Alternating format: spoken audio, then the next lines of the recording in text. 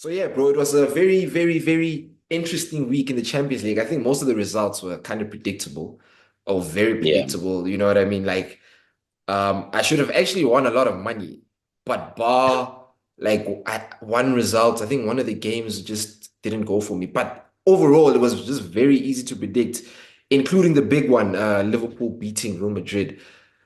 Yeah. Ah, man, I think we'll save the Real Madrid chats, the Liverpool chats rather, for the video on Liverpool that we have. What do you make of Real Madrid, man? Do you think these injuries are just uh what it be? Or before we get into that, rather, I wanted to go into the table. Yes. What do you make of Mm. this new format, bro? You know, as we know, 36 teams, the top eight go automatically through to the last 16, I'm assuming, yes. And then the Yep. next 9 to 24 teams then go Fight it out. into, you know what I mean, a playoffs. And then the winner of that Hmm. subsequent game then joins the top eight in the last 16 draw.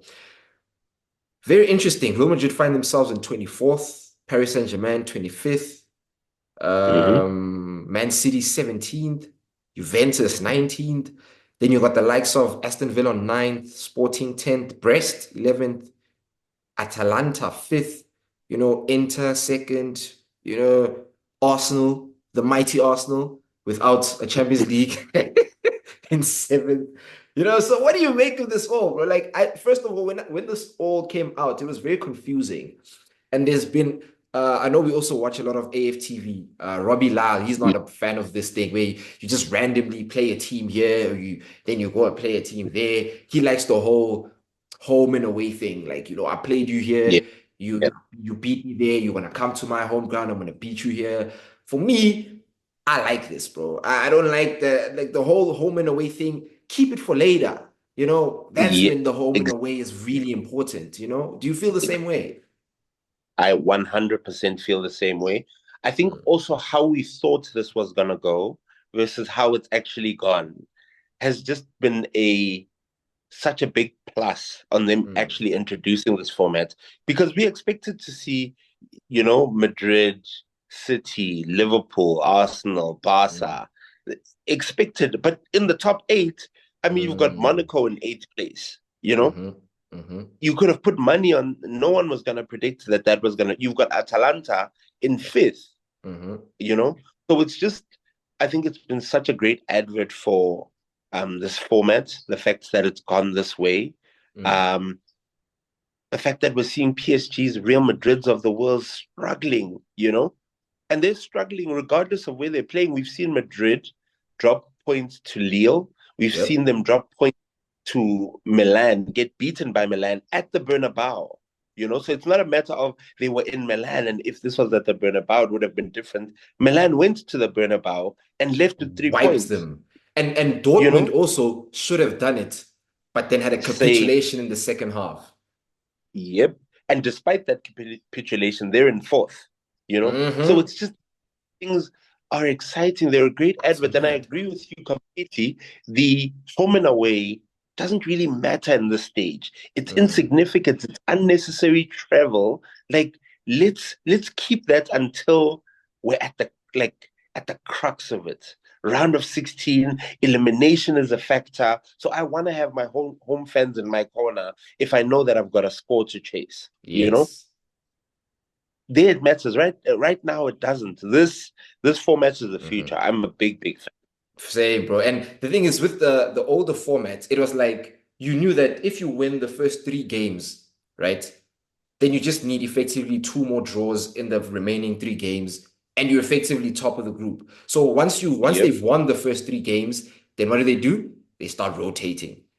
And then now the last couple of games now begin to get a little bit more like just tepid. So Yeah, what there was boring. like, yeah, there was like Yeah. an I don't know what they call it, study where they tried to, or well, an algorithm rather, where they tried to like calculate based on AI and all these things, how many points they think you might need to go through. So they're like, you need about 16 points in the to be like effectively in the top eight. And then Mm. from there, probably another what 4 or 5 after that. then you'll be in the top 24. So it's very interesting because there's a lot of points to fight for, and how the Yep. spread is amongst the competition. You get 2 games against 2 poor teams. You get 2 games against 2 middle teams. You get 2 games against just about those barrier. Then you get 2 games against the top bracket. So Yeah. it's fair for everyone. But although if you look at it, like initially when you look at PSG's games, because the how the teams are rated is very relative to whatever Yeah. coefficient points. But when you actually deep the actual teams, like a team could be sitting in the third point, maybe a Dortmund, I'm just making an example. I don't Yeah. know off the top of my Yeah. head. Maybe you might find Dortmund as a team is in the third level, but they are Yeah. actually a second rated team. So you're actually playing against 4 or 3 like really really good teams if depending on your draw. But overall, like I'm a Yeah. fan of it as well, man. But going into the actual football that we saw this week, I do also think it is kind of predictable to a level. However, because of how the spread is, Mhm. you're more likely to see more upsets, and because there's more teams now, we're on like 36 teams now in the Champions League. That's a lot. Yep. And then there's a lot of very, very decent teams, man. And there's a lot of like dross, if you're being honest. If you're being honest. That's why we're seeing a lot of goals, bro. Like they're breaking goals every week, man. Yep. But I think we're also seeing, like as you said, like there's upsets. And for me, the expectation can't be that there'll be an upset all the time, you Mhm. know. But the fact, like, if we can get one upset a week, and I feel like we're getting that, sometimes even more than that, you know, the fact that Madrid are where they are and they've Mhm. been beaten so many times. They've played 5 games, they're on 6 points. That's unheard of. PSG are True, even below that. They played true. 5 games and they've got 4 points. Like, that's testimony to that. You've got teams like Girona who last season were flying.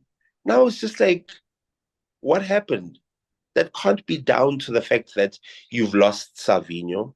It has to be more than that. And I think it's testimony to the fact that even the minnows, the smaller teams, feel like there's something to play for. We have a chance here.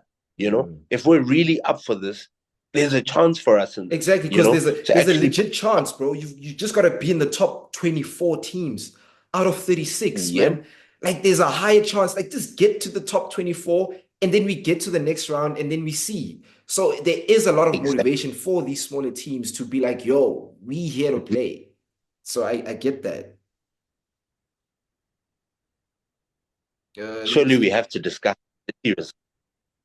I mean, when we talk about ups, my gosh, Bro, and the thing Manchester, is, they lost a yeah. lot of betting people money this week. Bro, let's not even go there. Luckily, well, I lost money at the end, but for me, on Yeah. my thingy, I just put them to win the first half, which I knew.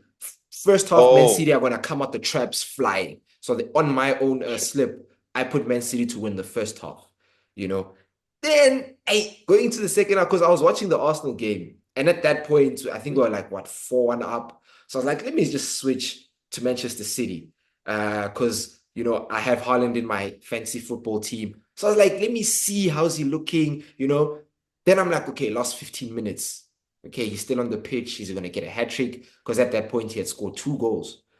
I Next yeah. thing I see, I don't know what Guardiola is doing, to be honest. Why is he playing that type of back pass? I have no idea. And It's then both of them though. It's Simpson really, put past him, yeah, and it then was a go bad because pass to him. it puts him under pressure. That's Yeah, why but then he why can. does he then opt to even if you're going to go back, bro, if you're gonna go back to your keeper, like pass appreciation, fam. Like he's a keeper at the end of the day. It might be Edison, but he's a keeper. Yeah, So like it's also confusing because who's he trying to pass? Was he trying to do like a side pass to Akanji, or was he trying to get it all the way back to Edison? So now both of yeah, them, because he's looped it up, now both Edison and Akanji are like, is it mine? Is it yours? And then the final player yeah. is just like, yo, it's mine. Man. Yo, And I think then, credit for because yeah, man against it would have been so easy to just be like, look, let's go to damage mitigation now because Mm. goal difference is also gonna matter. We're already 3-0 down. Let's be safe. City opened the door and Feyenoord were just like, oh, really? Thank you. The We'll take it. substitutions, bro. Substitutions, bro. And I think this feeds into, in my opinion, like I've been thinking this for like since the likes of Marius left. Like the recruitment after those guys hasn't been up to par, bro. Jeremy Doku, Jack Yeah. Grealish, Savinho. Savinho will give him a bit more time. Let's afford him a bit more leeway. Like selling Alvarez, not getting a Yeah. replacement. And then you bring in like Rico Lewis. You should have gotten a right back, substitute right back when you sold Yep. Joao Cancelo. When you saw Joao Cancelo, they Hmm. didn't get anybody effectively to replace because he was giving ample competition to Kyle Walker. Kyle Walker was eventually going to decline. And then Rico Lewis is so lightweight, bro. And I could have seen Yeah. this last season, but for some reason they just didn't. And they just felt like, let's get rid of Julian Alvarez and we'll be fine. We've got Oscar Bob. Okay, Oscar Bob. Fairly, he might have been amazing, but he got injured, unfortunately. We don't know. Maybe he Hmm. might have been amazing for them. But essentially, like, if Haaland gets injured, you're only left with Oscar Bob. So now, if effectively Haaland is injured as well, who are they going to play? Number 9, they're going to play Phil Foden, false 9, without a single Premier League goal. Who can, by the way, go ghosting for an entire half of the season and nobody says anything? It's racism, but it's fine. It's fine. We'll just leave it there. Their Pep was a victim of his own success. Mm, I think because he's always had this stance of, oh, if you want to leave, leave. I'm not forcing anyone to stay here. mm, I'll make it work with the guys that I have. And I think initially when that was his stance, he had enough quality. That's when we were talking about City having two world class like yes. starting 11s. That's not the case now. That is not the case now. When you look at City's team, it's just like Mm, all your players are on the decline, and we see that because you had a Ballon d'Or winner, in your squad. So obviously, if you're gonna lose that, you're gonna lose a lot.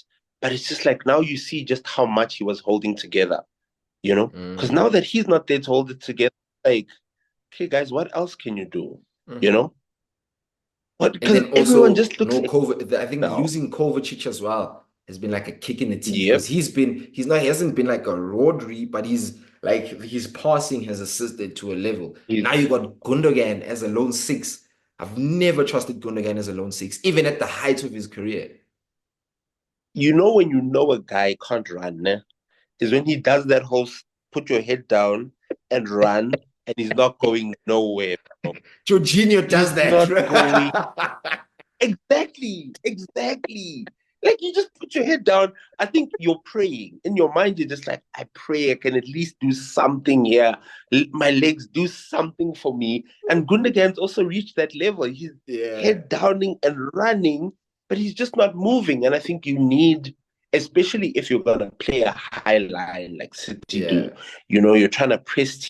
If teams can play through that, you need someone who can get back and protect your defense, and sadly, man, that just wasn't happening. But yeah, it's It very just wasn't. interesting, man. So, So 3 more games to go in the Champions League.